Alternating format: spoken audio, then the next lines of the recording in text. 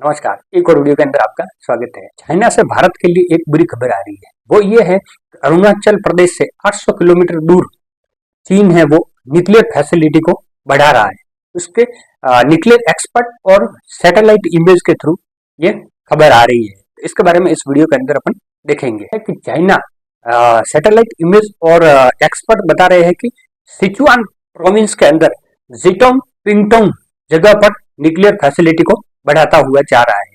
वहां पर नए टेस्ट स्थल और अपने न्यूक्लियर लैब बना रहा है जो भारत के पास में ही है। चाइना क्या है, अरुणाचल प्रदेश को तिब्बत का दक्षिणी हिस्सा बताता है। वो दावा करता है कि ये अरुणाचल प्रदेश है भारत का, ये दक्षिणी तिब्बत है, इस पर चाइना का अधिकार है। वो अरुणाचल प्रदेश पर दावा तो जताता रहता है। न्यूक्लियर वॉर हेड, ये चाइना अभी इस जखीरे के अंदर तेजी से बढ़ोतरी करता हुआ जा रहा है।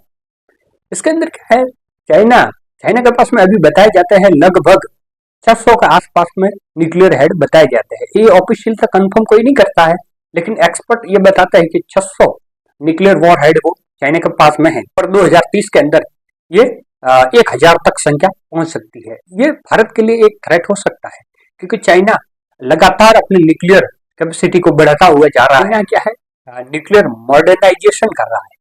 न्यूक्लियर वॉरहेड तो चाइना के पास में पहले भी है, इतने कोई यूज होने वाले हैं नहीं, लेकिन क्या है, न्यूक्लियर वॉरहेड है उसको नए नए तरीके से नए एक सीमित क्षेत्र के अंदर उसका यूज करना है, या पनडुब्बी से दागना है, या कहाँ से कौन सी मिसाइल के अंदर न्यूक्लियर उस वॉरहेड को ले जाने वाली मिसाइल है उसके अंदर कैसे सेट होगा, इस तरह से नए नए मॉडर्न तरीके चाइना खोज कर रहा है और अपनी न्यूक्लियर फैसिलिटी को तेजी से बढ़ाता हुआ जा रहा है। चाइना का एक मकसद ये है कि अभी क्या है, शी जिनपिंग चाइना के अंदर बैठे हुए हैं। जब ये कमजोर चाइना पड़ता है तब भारत के साथ में रिलेशन अच्छे करने की कोशिश करता है। तो अब अच्छे कर रहा है, मतलब चाइना के अंदर जिनपिंग की वो पकड़ है वो कहीं ना कहीं कमजोर होती जा रही है। लेकिन एक ये भी है कि जब चाइना अच्छे रिश्ते करता है तब पीछे से कुछ न कुछ करता रहता है, ये धोखा देता है। तो अब जिनपिंग हो सकता है कुछ करे, और जिनपिंग के दिमाग के अंदर ये तो है पक्का कि ताइवान पे अटैक करना है। जो अमेरिकी थिंक टैंक है वो भी ये बताते हैं कि 2027 से 30 के बीच में चाइना है वो ताइवान पे कब्जा करने की कोशिश करेगा, उस पर अटैक कर सकता है। तो क्या है, भारत भी चुप नहीं बैठेगा, भारत को भी अपने न्यूक्लियर कैपेसिटी को बढ़ाना पड़ेगा, क्योंकि भारत की कहीं ना कहीं नो फर्स्ट यूज की पॉलिसी है उसको भी बदलना पड़ सकता है। क्योंकि भारत के पास में दो न्यूक्लियर शक्तियां बैठी हुई है, एक इधर पाकिस्तान बैठा हुआ है, एक चाइना बैठा हुआ है। हर देश की लगभग ये नीति होती है कि नो फर्स्ट यूज, लेकिन पाकिस्तान जैसे टेररिस्ट कंट्री वो कुछ भी कर सकता है। तो उसके लिए भारत को क्या है, अपनी नीति को बदलना चाहिए। भारत भी निकट भविष्य के अंदर अपने न्यूक्लियर जखीरों को बढ़ाएगा और न्यूक्लियर साइट्स को नए नए डेवलप करता रहेगा। और न्यूक्लियर वेपन ये क्या है, शक्ति को बैलेंस कर देते हैं। न्यूक्लियर हथियार यूज करने के लिए तो नहीं है, हर देश को पता है कि दबाव के लिए किसी देश के पास में होने जरूरी है। इससे क्या है, शक्ति संतुलन बना रहता है, और सामने वाला देश है उसके पास में भी न्यूक्लियर वेपन है और भारत के पास में भी न्यूक्लियर वेपन है, तो शक्ति संतुलन बना रहता है और जंग है वो ज्यादा लंबी नहीं चलेगी, क्योंकि दोनों देशों को कहीं ना कहीं रुकना पड़ेगा। न्यूक्लियर वेपन क्या है, एक बार केवल इतिहास के अंदर अमेरिका ने यूज किए हैं, जो जापान के अंदर डाले थे, बाकी किसी भी देश ने न्यूक्लियर वेपन को अभी तक यूज नहीं किया है। भारत का एयर मिसाइल डिफेंस सिस्टम है वो बहुत अच्छा है। S-400 हो या आकाश मिसाइल डिफेंस सिस्टम जो भारत ने डेवलप किया है, जो कम रेंज के लिए S-400 है वो 400 किलोमीटर मारक क्षमता के लिए, और जो छोटे छोटे ड्रोन्स है या कम दूरी के लिए है वो भारत में आकाश मिसाइल डिफेंस सिस्टम, जिसकी काबिलियत भी भारत की सेना ऑपरेशन सिंदूर के अंदर देख चुकी है। उसकी अभी पिछले दिनों अमेरिका की एक थिंक टैंक ने भी इसको अच्छा बताया था कि भारत के लिए एक कैपेसिटी जो विकसित भारत ने की है ये भारत के लिए बेहतरीन है। तो भारत क्या है, मिलिट्री की स्ट्रेंथ है वो तेजी से बढ़ाता जा रहा है। अभी क्या है, रफाइल 114 रफाइल की डील और भारत ने की है। ये भारत के इतिहास के अंदर सबसे बड़ी डिफेंस डील कही जा रही है, जो कि 3.60 लाख करोड़ रुपए की है। जो ये रफाइल है वो भारत के अंदर ही बनेंगे।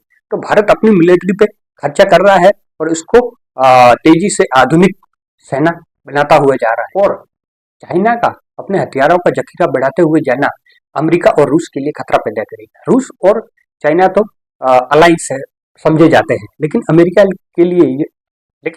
के लिए चाइना है वो बहुत बड़ा खतरा है। अमेरिका को भी पता है विश्व के अंदर कोई टक्कर दे सकता है तो चाइना भविष्य के अंदर टक्कर देगा। अभी व्यापारिक रूप से तो चाइना फुल फ्रेश टक्कर दे रहा है, लेकिन निकट भविष्य के अंदर हथियारों के रूप में भी टक्कर अमेरिका को देने वाला चाइना ही होगा। चाइनीज सेना है वो मजबूत होगी तो एलएसी पे दबाव आएगा, क्योंकि चाइना है, इंडिया है, वो एलएसी को लाइन ऑफ एक्चुअल कंट्रोल उसको सिर्फ एक मान्यता दी हुई है। ऑफिशियल रूप से न भारत ने स्वीकार किया है न चाइना ने स्वीकार किया। भारत के लिए सिक्योरिटी दिक्कत हो सकती है, क्योंकि इधर पाकिस्तान बैठा हुआ है, इधर चाइना बैठा हुआ है, और अब बांग्लादेश के अंदर भी सरकारें जो शेख हसीना की थी, भारत समर्थक मानी जाती थी, उसकी सत्ता बदल के बांग्लादेश के अंदर बीएनपी तारिक रहमान की पार्टी जीती है, वो प्रधानमंत्री बन रहे हैं, तो वो प्रो चाइना समझे जाते हैं। तो भारत के लिए ये खतरा तीन तरफ से होता हुआ दिख रहा है, इधर पाकिस्तान, इधर बांग्लादेश और चाइना।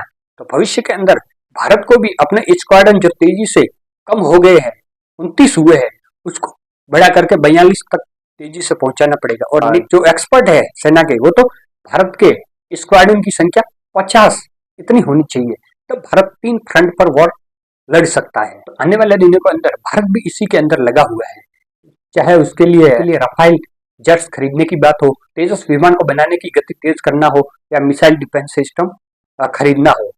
और आने वाले दिनों के अंदर भारत है 5वीं पीढ़ी का 5th जनरेशन का फाइटर जेट्स भी खरीदना ही होगा, क्योंकि ऑलरेडी चाइना के पास में 5th जनरेशन के फाइटर जेट्स है और वो अभी 6th जनरेशन के फाइटर जेट्स पर काम कर रहा है।